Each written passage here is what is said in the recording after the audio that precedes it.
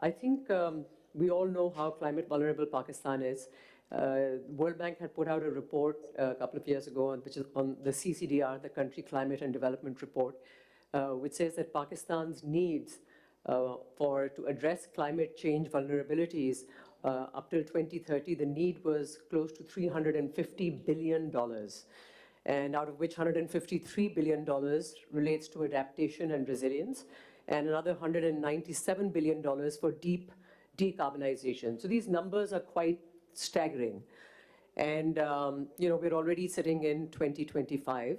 And if you see what Pakistan has spent today, we are spending on an annual basis 6% of what we need to spend to address these changes. And of that 6%, only 5% has come from the private sector. And so there's a lot that needs to be done. So putting that context out there, it's good to have you all here. So let me start with you, Dr. Zeelaf. Let me just put a broad question across to you. How is climate change impacting your business? How do you see it? Because you have several stakeholders. How do you see it impacting your business? What are you doing?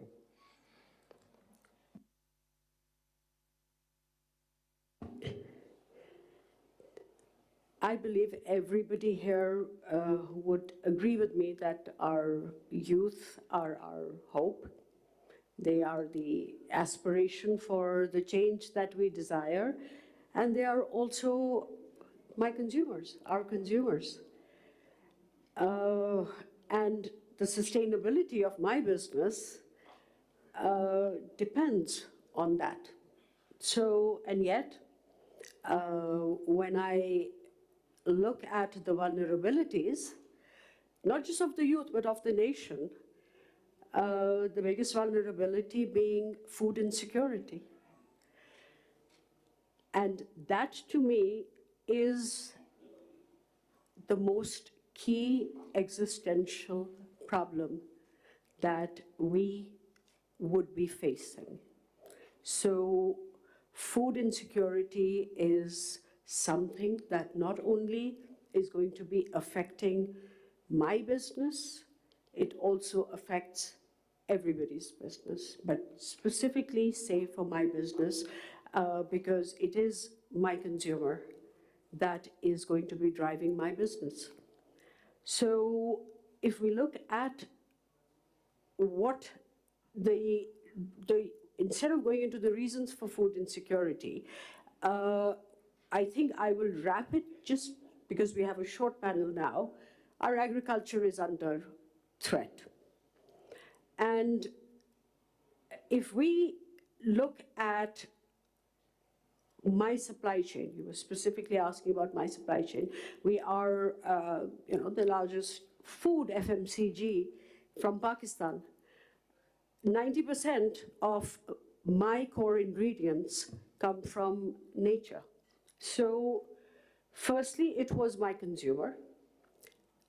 Secondly, it is my supply chain. I have to ensure my supply chain. And to be ensuring my supply chain, it is extremely important for me to be able to get the right quality at the right price, our wheat and rice crop. By 2040, the studies suggest the production is going to be decreasing by 10%. Just the effect of climate-related loss to the real GDP for just in wheat and rice is over $20 billion that the economy would be losing just by the effects of climate loss. So, secondly, it affects my supply chains. And thirdly, as people, as employees, when the air quality index is high, my employees in my Lahore factory cannot come. When we are a company that, we collect data, we are, believe in data, science-based things, we are seeing increase in water and airborne diseases in the employees in the past 5 years. So just to keep it short and to wrap it up, it affects my consumers, it affects my supply chains, and it affects all of us, and the organizational performance related to employees. Well, thank you. And you raised an important point where you're talking about agriculture as well. And I saw that we had some of our FCDO colleagues here as well. They've also put out another very good report on the cost of inaction on climate, where people typically associate climate vulnerabilities related to floods, but it's not just floods, it's also heat. Excessive heat, and that's going to impact a lot of businesses. That will impact agriculture severely and livestock as well. Absolutely. So, Anis, if I can move on to you, textile sector. There's already an imperative there because your client may demand it. But even otherwise, what are you doing to sort of assimilate your entire supply chain into, addressing the climate change element as well? Let me just start off by appreciating what Dr. Sherry Rahman was mentioning, because it's really motivating and heartwarming to see this coming from Islamabad, that somebody is really hands-on and understands every thing that they're saying. But I would want to start off with that keynote, as well as answer your question as well, with the fact that as textile industry of Pakistan, we are in the value-added sector especially, we have been lagging regionally as well. But that is the opportunity we are with right now as well, where new plants and new facilities which are coming in, and because of the, let's say, the economic and social conditions in our neighboring countries as well, we have an opportunity. So we sort of supersede in terms of when we talk about climate change, sustainability, circularity. And naturally, because we are now expanding more, we are trying to grow more, and most of the PBC members as well, we have the most sustainable facilities around the world right now. I feel we have not been able to market it enough, but what we are trying to do different as a company, and I know that my peers around us are also doing the same as well, that one, as mentioned again in the keynote, that we talk about the SBTI targets, which are science-based targets. PPC again, CERB also is doing a wonderful job in helping us lead that. Along with, for example, we have partnered with a GHG calculation AI-based tech company. We've invested in them as well. They are helping us not just with the fact that we are able to calculate our carbon emissions, but they're also helping us in marketing Pakistan in a better position around the world as well. Our company is based out of Multan, which is in South Punjab, so I feel that every small thing that we do creates a larger impact. So we, as Dr. Zeelaf was also mentioning, that for us, the youth is very important, that how they come in and they shape in for us.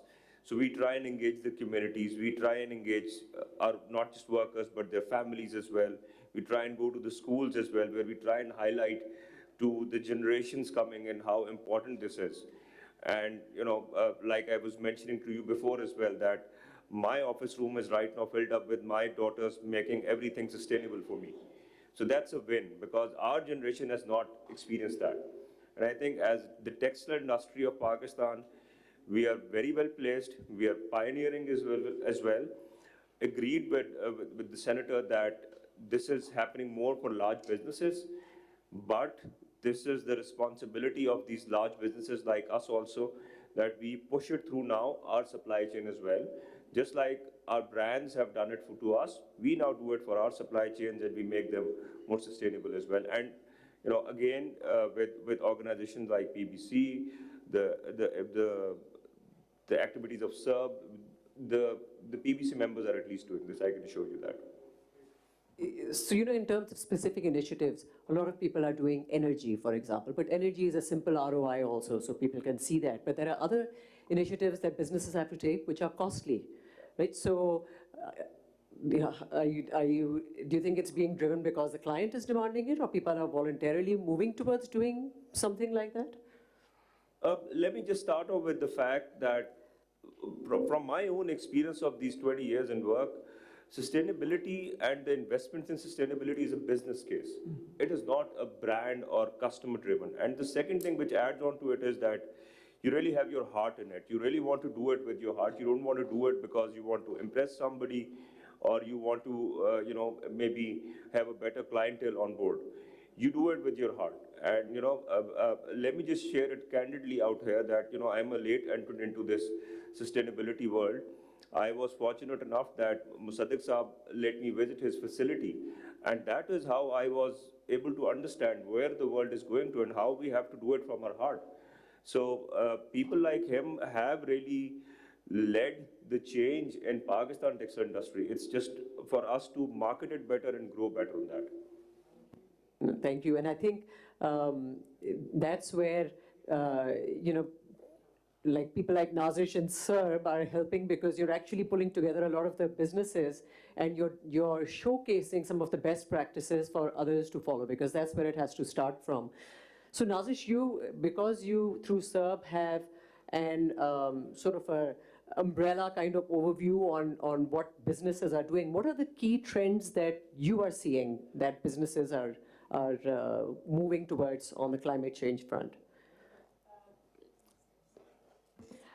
Thank you so much, Naz, and thank you to the members here. And it was a very enlightening conversation by Senator Sherry Rahman, and she mentioned the need for somebody within the council or PBC to look at these data-driven areas and discussions. So I'm happy to say that CERB, the Center of Excellence in Responsible Business, strives towards that. So and with the help of the membership, we're obviously able to showcase those good practices on where we are and where we need to go as well. So how we do it is through baselines. We start off with a baseline and then we go to showcase the good practices. And in that, we also see what are the trends of where businesses are, and we also obviously see where they should be in light of the current scenarios that Pakistan is facing related to climate, environment, air quality, and also what the global communities are doing when we work with IFCs and the UNs and those other knowledge partners. So with that, what we've seen so far, especially in the area of climate, is that we can say that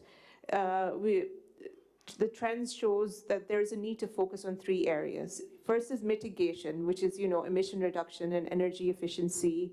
And what we see is the businesses are quite ahead on that.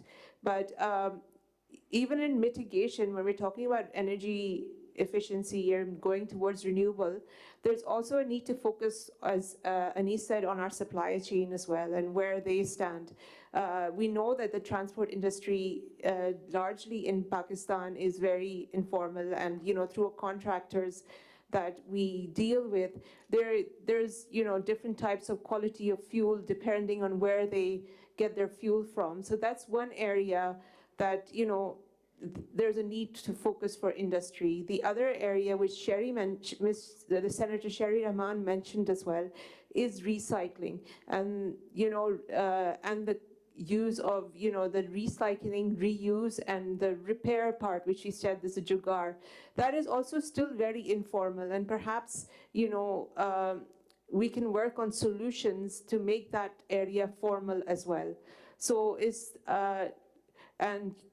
bringing that into our production processes, and our machineries, all of that. And then I think the third thing that she mentioned is where we lack in our and we should focus on is R&D. And it's heartening to see that a lot of our in the universities are now focusing on solutions. I think as companies, we should go to them to ask them that we need solutions for this. So there's this academia gap that industry academia gap that can perhaps provide the solutions as well. Now we focus on adaptation, and I think the senator actually talked about a lot of risks that we are facing, and we're not going to be stuck on a 1.5 degree. We're going to be going for 4 degrees. But it's also about how we're going to manage that. So that's about managing climate-related risks. And a study that we did with the GIZ last year, we asked companies, what do they understand, how ready are they for climate change? So most companies said to us, responded in our survey that they do recognize climate change as a risk, but when we asked them questions further, there was very little information on how they're integrated that in their business strategies. And coming back to that,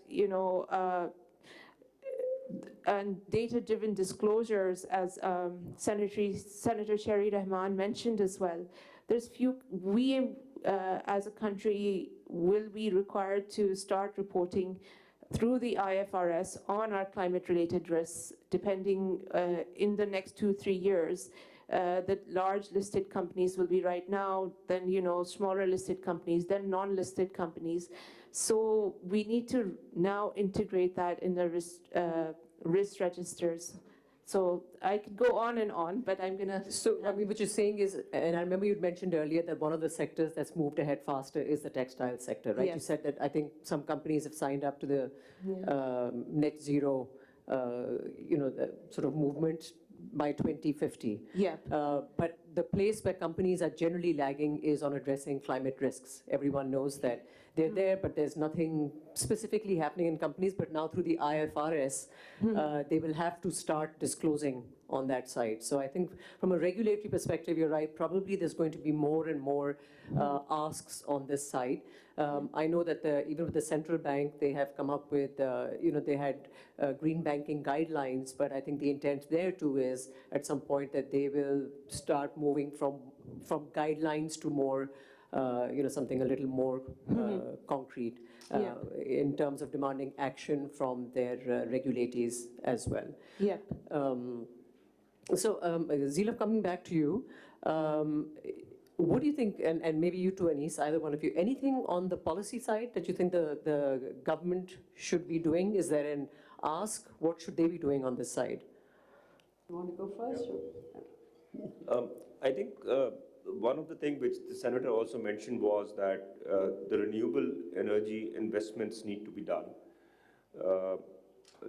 Pakistan has been going through the process of having this subsidized push policy of renewable energy and all of that, which is not there anymore with the IMF program, but we need to find a solution on that. And I think more importantly, we need to find a solution on where the world is going to. We need to come out of this model of just focusing on solar.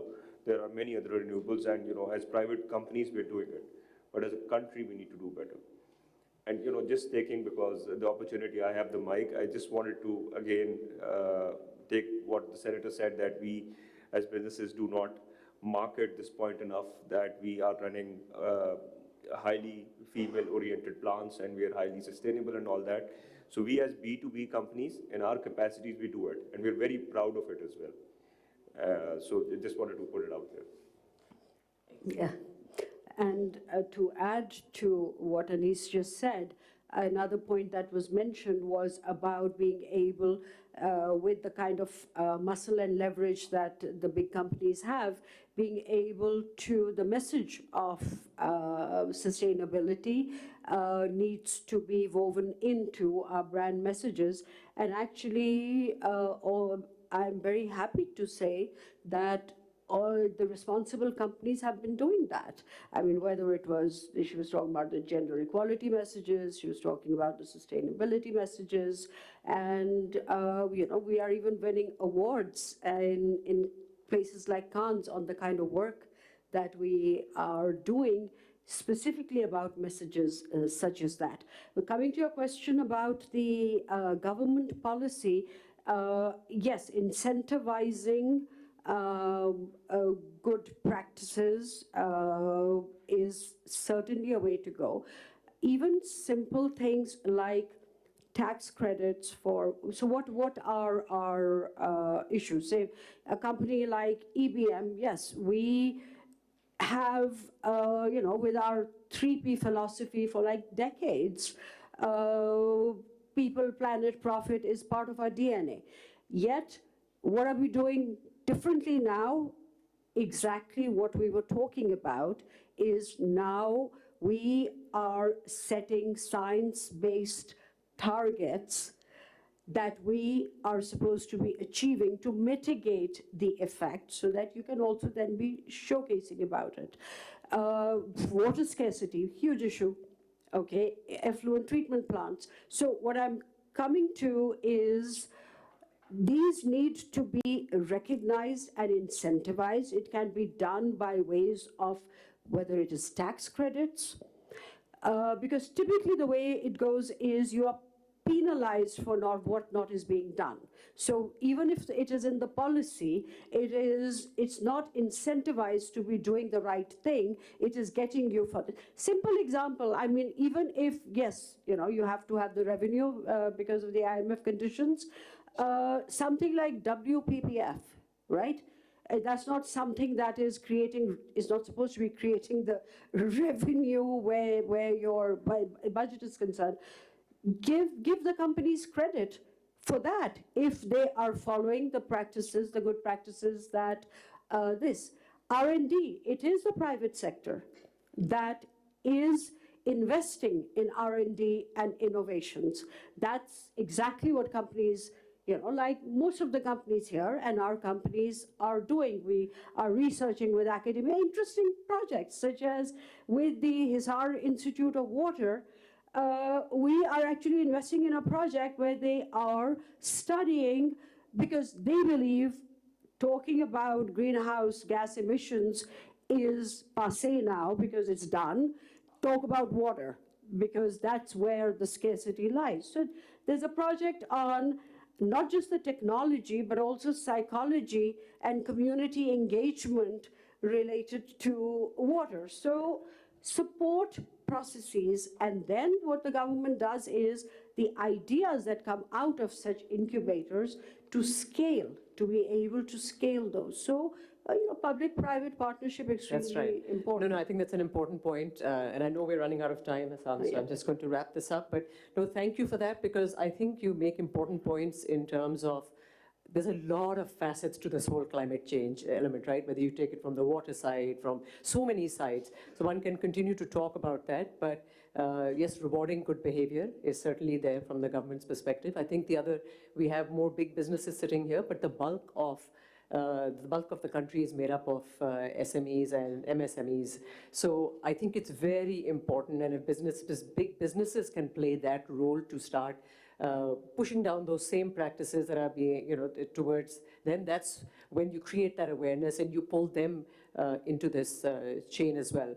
And I will mention, at least as IFC, now that we are, and I see some clients here too, but whenever we lend now, it is incumbent upon us now that all our lending starting this year onwards has to be 100% Paris aligned. So which is why when we engage with clients, they're pushed towards taking some of these steps in that direction. And I would vouch for that, and I appreciate the fact that the way IFC and even there are multiple other funds in the world as well, their focus is actually making companies like ours. So even our engagement with IFC and the first sustainability fund that they have, these are actually good, not only drivers of the change, but also then incentivizes. Right. Yes. Great, so thank you very much to all three of you for sharing your insights. And Hassan, back to you, or back to Raja.